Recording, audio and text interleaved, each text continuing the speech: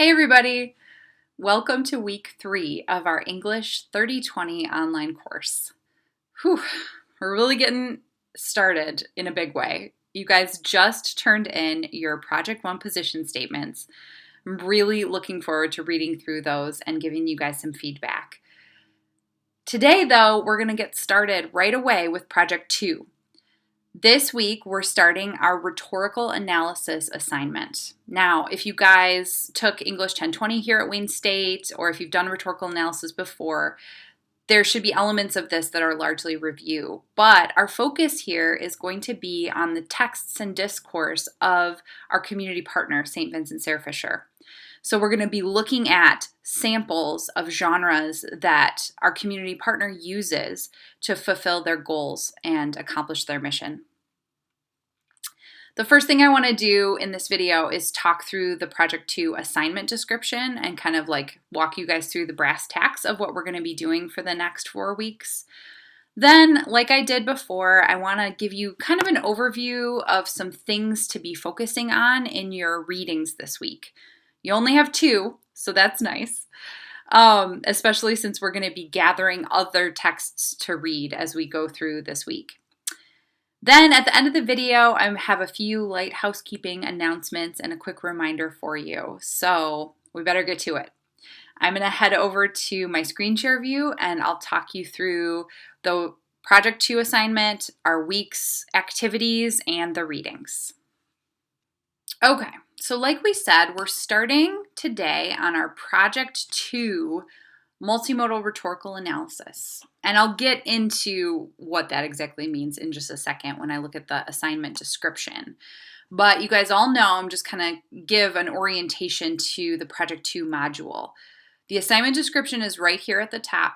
And then underneath, in order of chronology, are our weeks. And we actually have 4 weeks built into this assignment.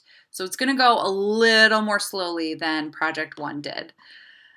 Each week, of course, you have the readings that will be assigned that week, and all of your writing assignments can be found right underneath the week's overview. So you can see in week 4, we've got a little bit more reading to do. Week 5, a couple of things to look at. Week 6, we're going to be doing largely drafting and final reflections. So before I get into the week 3 overview to look more closely at what we're doing this week, let's look at the assignment description itself. So this project is called a multimodal rhetorical analysis. At the end of the day, it should be between 5 to 7 pages, and you should have a video component with a brief presentation that's around 3 minutes long. So aside from my love of The Office being really relevant here, one of the things that we think about when we think about rhetorical analysis is looking for patterns. So just as Jim here in this little GIF is finding a pattern in Michael's pyramid scheme that he's describing, we are going to analyze and look for patterns in the communications of our community partner. So that's basically what our overview is telling us here. We want to develop a deeper understanding of how our community partner uses language to accomplish their goals and interact with their community. So getting down to brass tacks, looking at our game plan here. This assignment is going to ask you to gather some samples of communications that St. Vincent Sarah Fisher puts out. So there's a list here. This is not an exhaustive list, but it gives you some ideas and maybe places to start.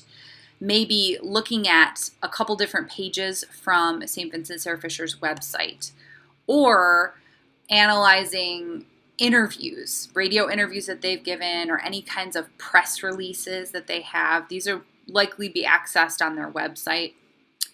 St. Vincent Sarah Fisher maintains robust social media presence, so you could choose to look at their Facebook posts or Facebook pages, Twitter presence. I believe they even have an Instagram.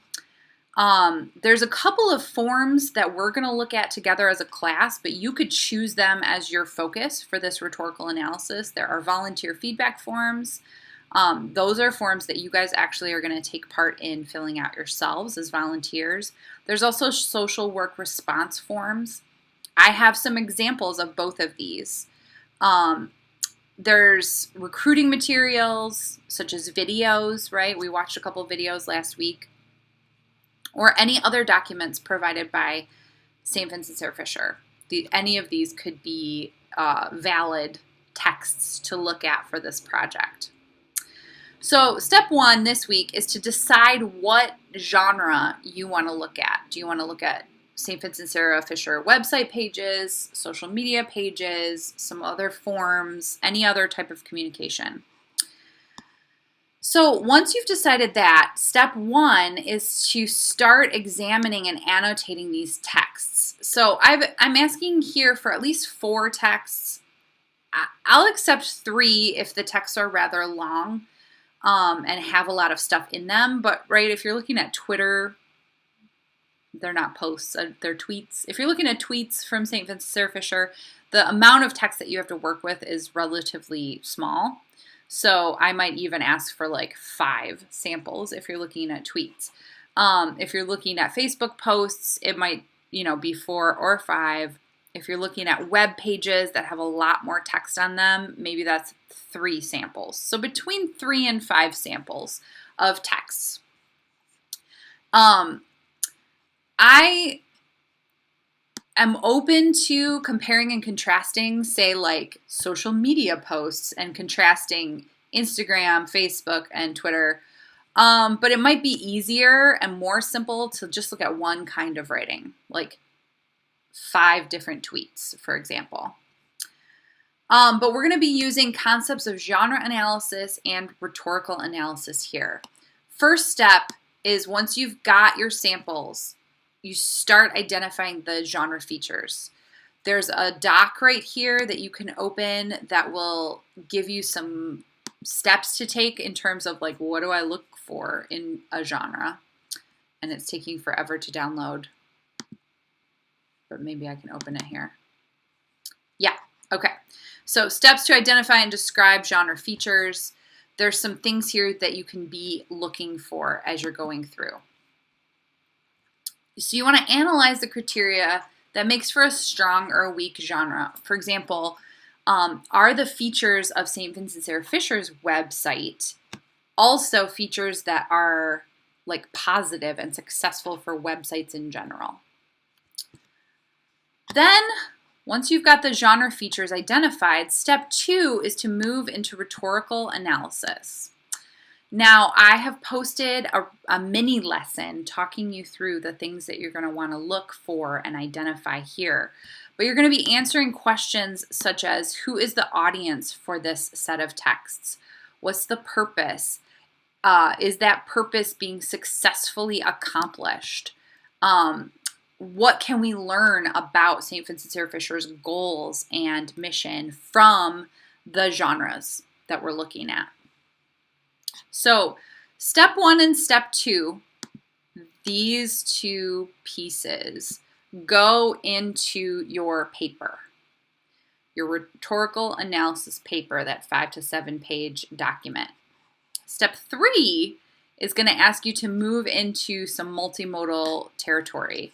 I'm going to ask you to create an Ignite style presentation. And there's a link here to a YouTube talk about what the heck is that? Why would you want to make an Ignite style presentation? But this is where basically after you've written your rhetorical analysis paper, you're going to create a very short video presenting your findings. So you can incorporate images here, scanned text, screen grabs, pictures of annotations, or other visuals to support your analysis. You can use any video presentation software you like, from YouTube to Camtasia to good old PowerPoint. You can use Screencast-O-Matic to like show your screen as you're talking, or Loom is another great free resource for doing like screen shares. But this video should be just a short presentation of the key points, the key findings of your rhetorical analysis, answering these questions, right? And all of that is going to take us through all of this stuff should take us about 4 weeks. So this week we're going to be choosing our genres and text samples, doing some annotations, starting that genre analysis work. Next week we're going to continue to work on our genre and rhetorical analysis of these texts from St. Vincent Sarah Fisher. And again, most of the texts we're going to see are going to be digital texts, so that's something to keep in mind. It's a feature of this class that we're, number one, meeting digitally, number two, working with our community partner virtually, and number three, the texts that we have access to from our community partner are going to be pretty much all digital texts. Week 5, drafting, peer review, and week 6, drafting, peer review of the paper and the video, respectively. Your learning objectives for this project include community engagement, research, reading, and writing. So we've got a whole delightful basket of learning outcomes. So now that we've talked through the assignment, let's look at this week. This week, definitely want to watch the week instructor video, week 3 instructor video. What week is it? Oh, dear Lord, it's too early to be losing track at this point. But you're watching it. Good job. High five. And then, of course, this was my little reminder, is that our orientation Zoom meeting with Beth Craft is this afternoon. So definitely want to make sure that you're participating in that. If you absolutely cannot come, don't panic. We will record it and make the video available right here on this page. Also, you can link to the rhetorical analysis mini lesson video. Only 2 readings this week, Bazerman and Gear. We'll talk about them in a second, but also definitely read through that Project 2 assignment description just to kind of get it really soaked in your mind. And writing this week, really, you're just going to be writing your reflection journal 3 and your reading discussion 4. Here we go. We're all, I think, now getting into the swing of things, getting oriented. You guys have met. You've set up your leadership schedule for leading the different discussions throughout the semester. And now we can really start getting into it, like getting on a roll, responding, and communicating with each other about these readings. The other thing that you're going to want to write is your schedule for volunteering with St. Vincent Sarah Fisher. And Beth's going to tell us more about that in her orientation Zoom with us later today. But, you know, by about Wednesday, you want to have at least watched this video, definitely watched your orientation video or participated in the live orientation, read through your projects, and maybe even tackled Bazerman by this point, done Reflection Journal 3, but it's not, you know, mandatory. This is a suggested schedule. Maybe you need to do your reflection journal on Friday or on Sunday. Definitely want to watch that rhetorical analysis mini lesson, especially if you're like, what the what? If you feel a little more confident in your rhetorical analysis abilities, you might want to just sort of scan through the video and see if there are elements. There are some things that I talk about in that mini lesson that are specific to this project. So you definitely want to, you know, scan through, make sure you're hitting those points. Make sure you read Gear and set up your schedule with St. Vincent Sarah Fisher. Please know that Beth is very flexible, and in her orientation later, she's definitely, I think, going to make that clear to you guys that she's willing to work with you. There are a lot of possible hours, so just set something up that works for you. It's going to be, you know, a requirement in this class is, I believe, 12 to 15 hours of service work. So if you think about that spread out over the course of the semester, it's like about 2 hours a week. But look at your schedule and communicate with Beth, and you'll figure out something. I know that you will. I'm super confident about that. And then, of course, our weekly reading discussion. Please, everyone, just another gentle, sort of pushy reminder. Make sure that you are participating earlier than like 9 o'clock on Sunday night. It's due Sunday night by midnight, right? But like, how can you possibly be bouncing the ball back and forth if nobody's posted yet and it's like Sunday night?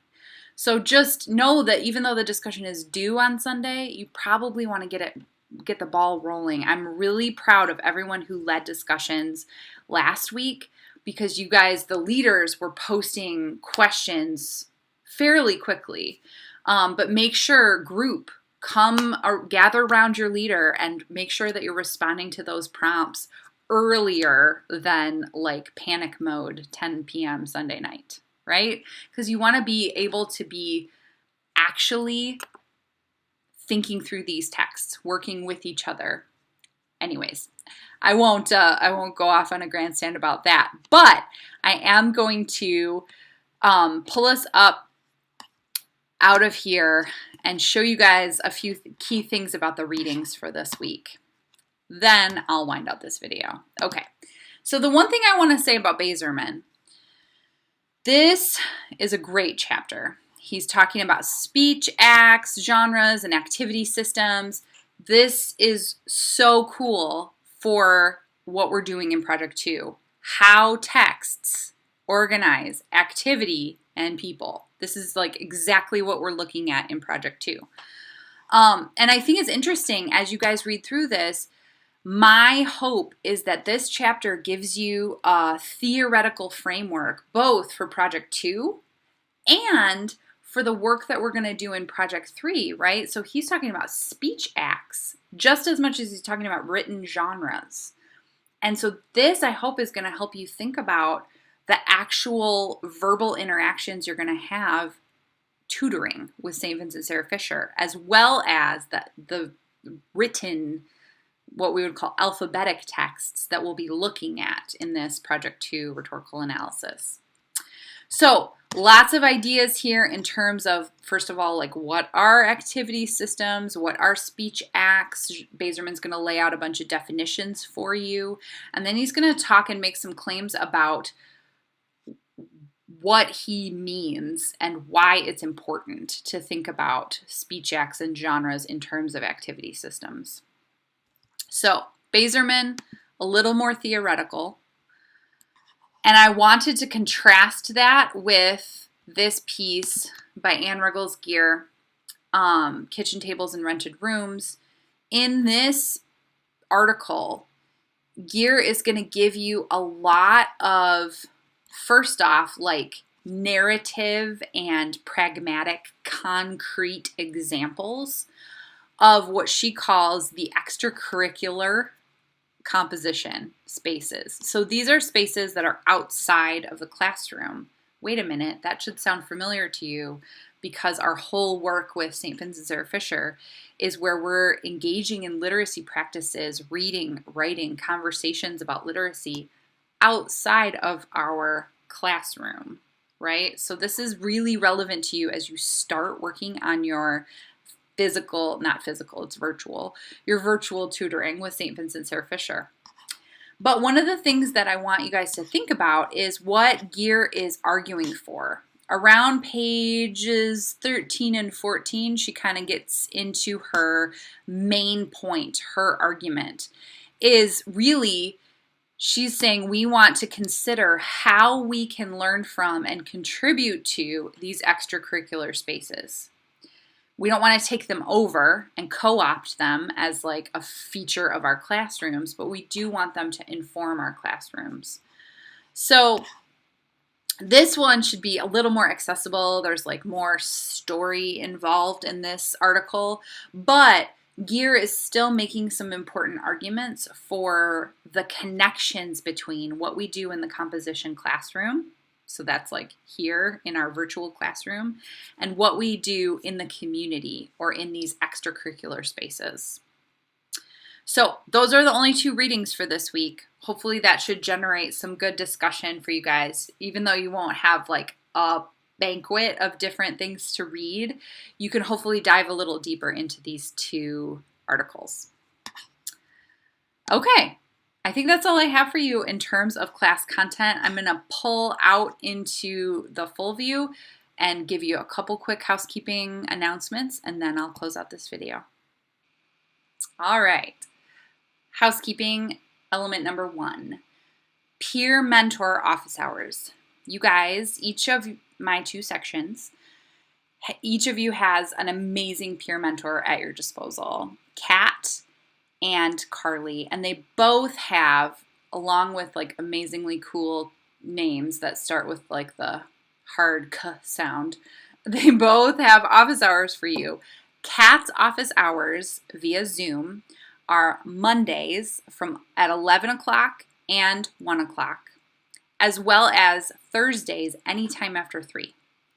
So she's making herself available to you guys on 2 different days during 2 different kind of time frames during the day. So make sure, if Kat is your peer mentor, reach out to her. Make sure that you are checking in with her, asking her questions. If you haven't joined her WhatsApp, join it.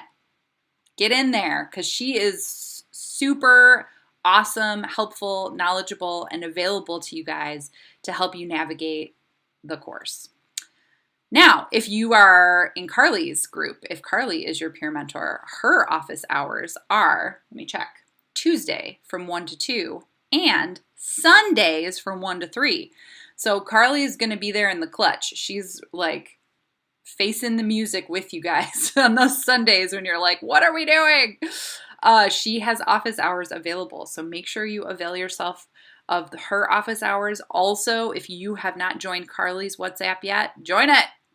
Get in there. Make sure that you can have that resource available to you to ask those questions, have them answered by your peer mentor, have them answered by your classmates. Just giving you guys as many resources. Carly, Kat, and I are giving you as many resources as we can to support you. Now, as for my office hours, just a reminder, they are by appointment. You know, like I have a 7-year-old, I have a 3-year-old, I have a really cute husband. So I'm going to make appointments with you as we have the need to and fit you in where and when I can. That might be me chatting with you on my phone as I'm like fixing dinner.